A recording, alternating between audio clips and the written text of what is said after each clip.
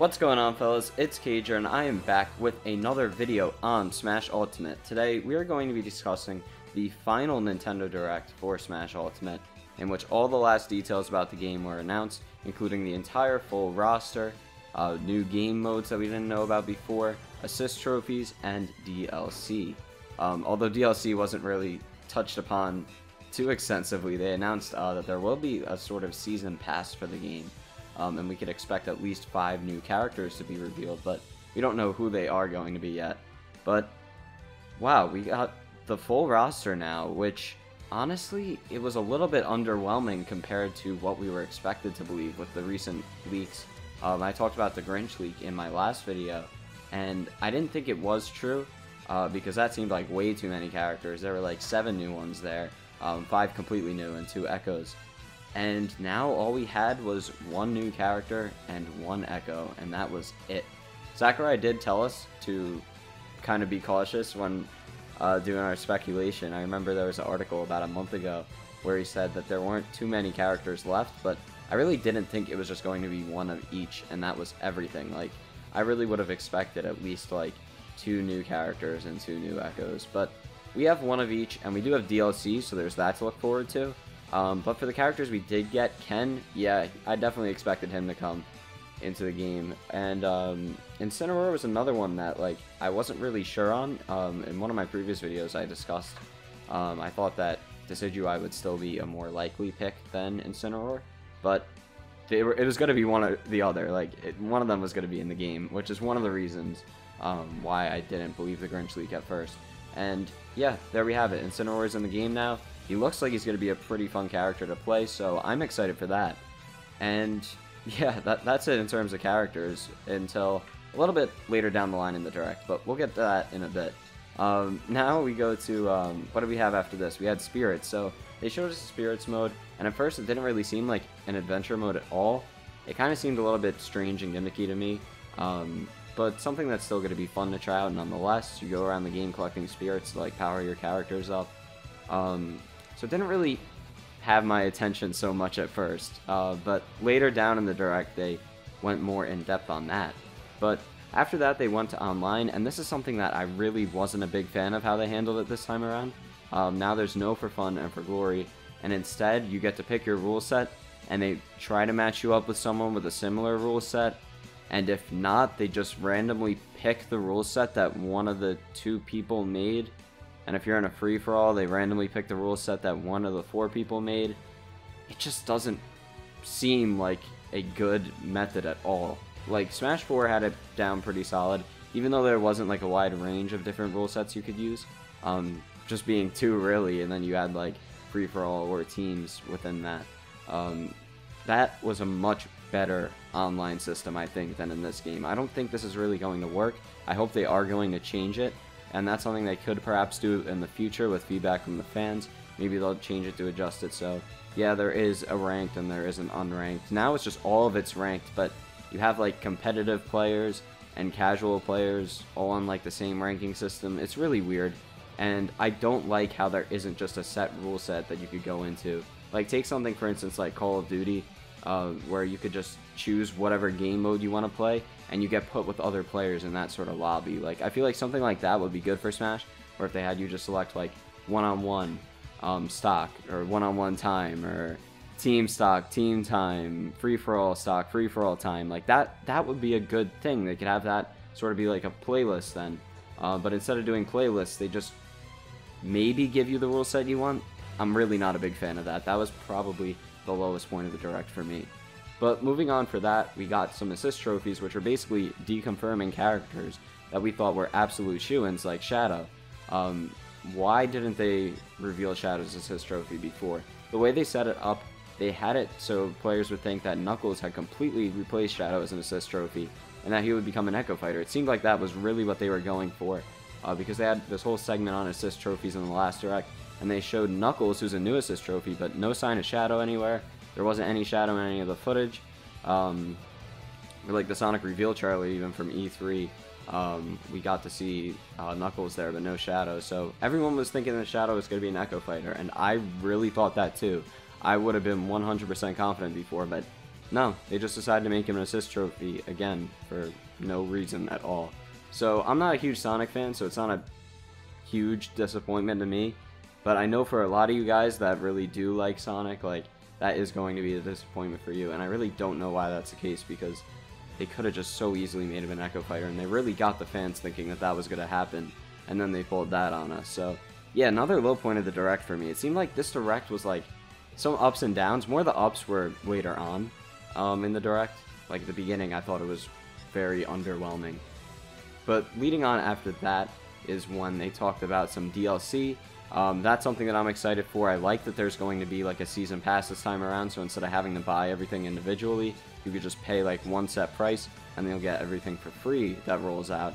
And there's going to be 5 new characters, 5 new stages, and a bunch of music tracks included in that season pass for $25. So I think that is a decent deal. This is stuff that they aren't even working on now. They're not doing any of this yet, so we don't know who the 5 characters are going to be. They might not have even decided about that yet. Although I do think some likely characters are going to be from newer games or other Smash Ballot. Like, we could see someone from Xenoblade Chronicles 2 in there, because they mentioned that they could not get that done because the planning stages for this game were too early. But maybe we could see Rex and Pyra in DLC. Maybe we could see someone like Geno, who's a requested Smash Ballot character there. I don't think we're going to see Springman, though, because he's another character that was deconfirmed with an assist trophy, which I was also surprised about. I really thought they were going to save him for DLC, but they decided not to do that. After that, though, this is where I don't know how I feel about this. At first watching it, I laughed a little bit. I was also a little bit frustrated that it wasn't a better character. But they announced that there's going to be a free DLC character for a limited time, and it's going to be Piranha Plant, which makes no sense. They just take a standard Mario enemy and just make him into a Smash character, and I know that's going to anger a lot of the Waluigi fans, it's going to anger the Geno fans, it's going to anger the Skull Kid fans, Banjo-Kazooie, like literally anybody who wanted like a character in the game that was like heavily supported by the online community. And now we just get Piranha Plant. Like, it's a troll, and I think it's a really good troll because it was really funny looking at his moveset. And I think he's going to be an interesting character to actually play out because his moveset does look like it's going to be kind of fun to try out and might even be competitively viable. I don't know. But I am definitely going to try out Piranha Plant. I just feel like maybe now wasn't the right time to announce that. You had so many people hyped up. I mean, it really is mostly because of the Grinch leak that a lot of people were hyped up and then disappointed from the characters chosen for this Direct. But even without that, like, that's too big of a troll to throw in now. That should have been something that was at E3, like how the Wii Fit Trainer was at E3 for Smash 4. And then I feel like they should have saved the bigger reveals like Ridley and K. Rool for now, because E3, having like all of the characters from the previous Smash games be in the game, was enough of a big thing for E3. They could have, after that, they didn't have to have Ridley. They didn't have to have another Direct 2 months later with K. Rool. They could have saved that stuff for now. And I think that probably would have been better. But, we still have them all, so I guess that part's good. And following that announcement, we got to see a little bit more of the Spirits mode. We had a cutscene which actually has voice acting in it. And it shows that it's very similar to the end of the Subspace Emissary. At least that's what I interpreted as. The part where you're in subspace as Kirby, and everybody else is just like a trophy, and you have to go save all of them. Because it starts off just with Kirby, everybody else has been defeated, and Kirby has to go around and save everybody else. And then you like recruit more characters on your team, I guess. You go around a world map. They also had a version of the Smash theme with lyrics playing, which I never expected to happen. So that's definitely interesting. I'm definitely going to want to take a listen to that once a track without the gameplay audio is released. And yeah, I mean, that was it. That was where the Direct finished off. They went in the treehouse and they had some gameplay after that. But yeah, so my thoughts, I'm conflicted. Like, part of me likes a lot of what I saw. I do think I'm going to like this new story mode. I don't think it's going to be quite as good as Subspace because it seems to not focus on story at all. And that was something I really did enjoy about Subspace, and I feel like that's something that a lot of people enjoyed about it. But the fact that it's trying to focus on being more fun is good, because the gameplay in Subspace wasn't really the greatest. It was just more about the cutscenes then.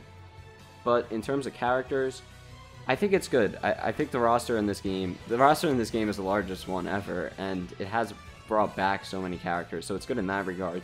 Although, I did kind of let my hopes up because I was kind of expecting a couple of more characters that weren't shown. Like, I was really expecting Shadow.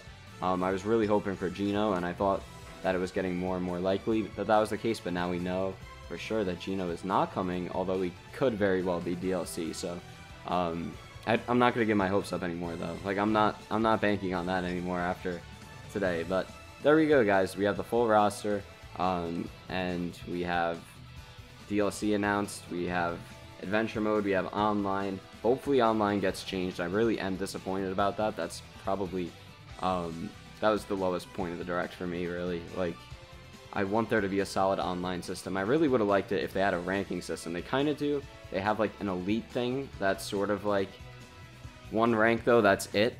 Like, I really would have liked it if they had like bronze, silver, gold, and then like elite after that, or something like that. Like a ranking system like that, something sort of in the lines of like Overwatch or League of Legends or like Counter-Strike, like how those games have different ranking systems. Like, if they incorporated that into Smash, I would have been a bigger fan of that than just the global Smash power and the elite rank, but we do have this, so I guess we have to settle for that.